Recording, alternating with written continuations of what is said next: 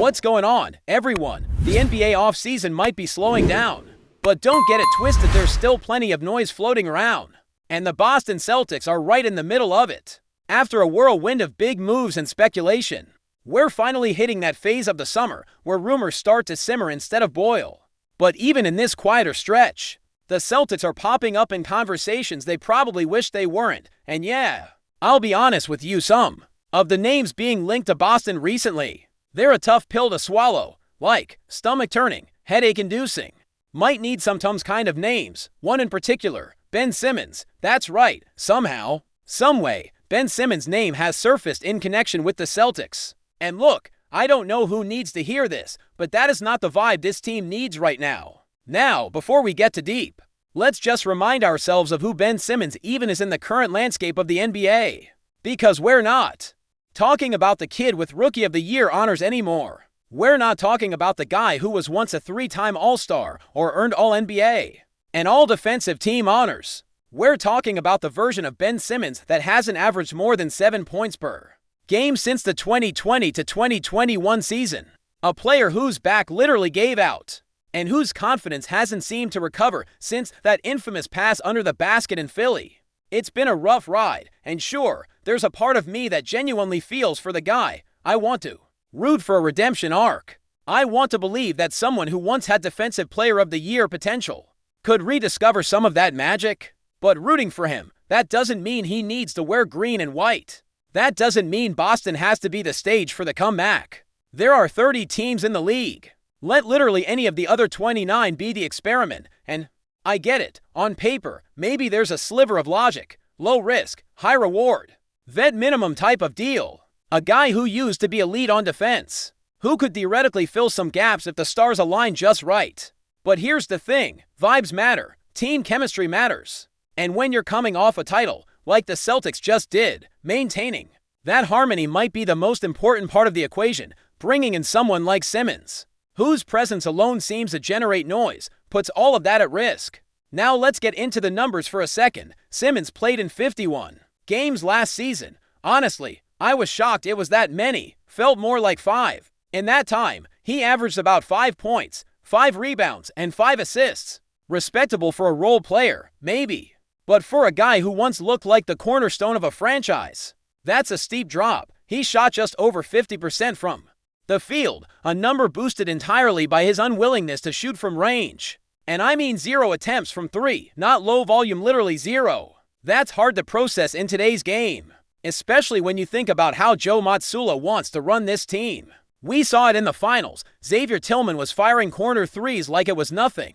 That's the system. Spacing, pace, confidence. How in the world does Ben Simmons fit into that? A guy who hasn't shot a 3 since before TikTok got popular is going to suddenly become a stretch for in this offense. And yeah, before anyone comes for me in the comments, I'm fully aware of his past accolades. Simmons at his peak was a terror on defense, a point forward nightmare who could switch onto anyone, crash the boards, and push the pace. But that player hasn't shown up in years. Look at his production from his first few seasons. 15 points, 8 rebounds, 8 assists. Then 17, 9, 7. Then it dropped. 16, 8, 7. Then boom, nothing. Since then, it's been single-digit scoring, empty stat lines, and a complete lack of presence on the court. And while, yes, I get that the game isn't only about scoring, you still have to bring something. Playmaking, defense, energy, but even those elements have slipped. And let's not pretend Boston is some development hub where troubled careers get revived. This isn't rehab.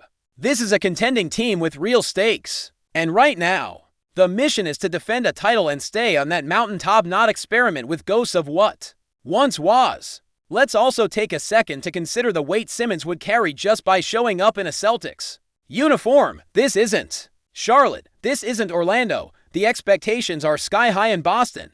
You walk into that locker room and you're immediately held to a standard by fans, media, and your teammates. Every play is magnified. Every hesitation is scrutinized. One missed layup, and the crowd turns icy. Is that really the pressure cooker you want to throw Simmons into right now? Because what happens if the Celtics get off to a slow start? Suddenly, the questions aren't about bench rotations or injury reports. They're about Simmons. Why is he here? What's his role? Why isn't he contributing? And he becomes the scapegoat. Not because he deserves it, but because of the name, because of the baggage, because in the eyes of many fans, he's already failed somewhere else and now he's bringing that mess into their house. Even if you're an eternal optimist, one of those glass half full, positive energy types, it's hard to rationalize. The fit, yes, he might be better than some guys at the end of the bench, but you don't win championships because your 11th man has a fancy resume. You win because your team has balance, chemistry, and guys who know their roles. Simmons, at this point in his career, is a giant question mark in all those categories. Honestly, if the Celtics are looking for low-cost, potentially high-reward pickups, there are better vibes out there. Players like Torrey Craig, for instance. Someone who's already familiar with the team, understands his role, and doesn't come with a media circus attached. That's the type of depth signing that quietly helps a team in April. Not a headline-grabbing reclamation project who might fracture the locker room dynamic. And look, I'm not trying to pile on Simmons as a person. I hope he gets healthy. I hope he finds confidence. I hope some team gives him a real shot to prove he still belongs. I'm just saying Boston isn't that place. The stakes are too high. The spotlight is too hot, and right now, the Celtics are riding a wave that doesn't need any disruption. If you want to bring someone back to stir up some nostalgia, bring back a guy like Taco Fall. Seriously, if everyone else is going retro, Dame back to Portland, CP3 to the Clippers, why not? Throw Taco in the mix for the vibes. At least Taco knows his role. He'd give the fans something to smile about. He wouldn't hijack the headlines, and honestly, I'd bet money that Taco would shoot more threes than Ben Simmons in a full season. But seriously, the Celtics are in a delicate position right now. They're trying to maintain the energy and hunger that got them to a title. And part of that means keeping the locker room light, focused, and drama-free.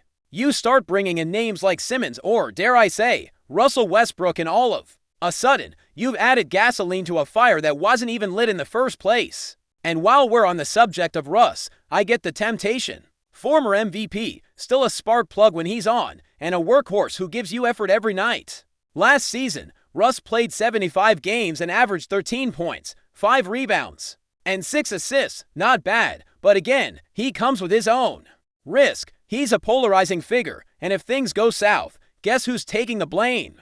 That's where this all ties back together. The Celtics don't need a big splash or a bold experiment. They need stability. They need professionals who understand their roles, contribute quietly, and keep the locker room tight-knit. The last thing you want when you're defending a championship is a distraction. And distractions are exactly what Simmons and Westbrook bring, not by intent. Not because they're bad people, but because of who they are, what they've represented in the past, and how the media loves to run with the narrative. That pressure compounds quickly, and in a city like Boston, where the spotlight is always burning, that kind of noise gets real loud, real fast. Now, while the whole Ben Simmons and Russell Westbrook conversation might just be a symptom of the off-season stretching thin, there are still some decisions being made behind the scenes that actually matter. And that might fly under the radar for a lot of fans. One of those, the Celtics making a pretty smart addition to their front office by bringing in Drew Nicholas as the new executive director of player personnel. I know, that title alone sounds like a bunch of suits talking over spreadsheets. But let me break down why this matters for a team like Boston and why it's more important than people might realize at first glance. But before we continue, please remember to subscribe to the channel and give the video a like. Your support helps us keep bringing you the latest news about the Boston Celtics. Feel free to share your thoughts on the news in the comments as well. Whispers have begun to stir in the basketball world, and all eyes are turning toward Boston. Rumors are swirling that Kai SOTTO, the towering to point to 1-meter Filipino sensation, may be on the verge of signing with the Boston Celtics, while nothing has been officially confirmed.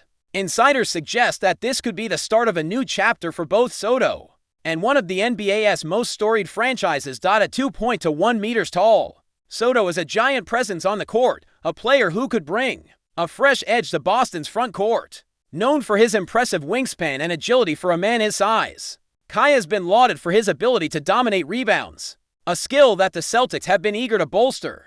The potential arrival of such a player offers a tantalizing possibility for Boston fans hoping to strengthen their defensive and rebounding capabilities.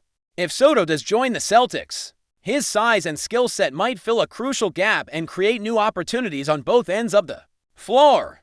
The buzz around Kai Sotto's possible move to Boston started after reports emerged of the young star arriving in the city, fueling speculation that contract talks are well underway. Boston has long been a hub for basketball talent, and adding a player of Sotto's stature could signal a strategic move toward building a formidable lineup, although still early in the process. The excitement among Celtics supporters is palpable. Many see the prospect of Sotto donning the green and white jersey as a beacon of hope, a sign that Boston is serious about dominating the paint and controlling the glass in upcoming seasons. While the Celtics have not made any public announcements, sources close to the team hint that management is intrigued by Sotto's potential. His unique combination of height and youth could make him an asset worth investing in. For Sotto, this rumored move could be a pivotal step in his career, offering him the chance to compete at the highest level in the NBA and develop alongside some of the league's best talents. As the speculation continues to build, fans and analysts alike are watching closely. Could Kai Sotto be the next big thing to elevate the Celtics game? Only time will tell, but for now, the idea of a 2 to 1 meter giant patrolling the Boston paint is enough to get basketball enthusiasts buzzing with anticipation. The city of Boston might soon witness the rise of a new force on the hardwood, a towering hope ready to make his mark in the NBA. That's it for this update. If you enjoyed the video and want to keep receiving exclusive news about the Boston Celtics, please subscribe to our channel and give the video a like. We always appreciate your comments and opinions. See you in the next video.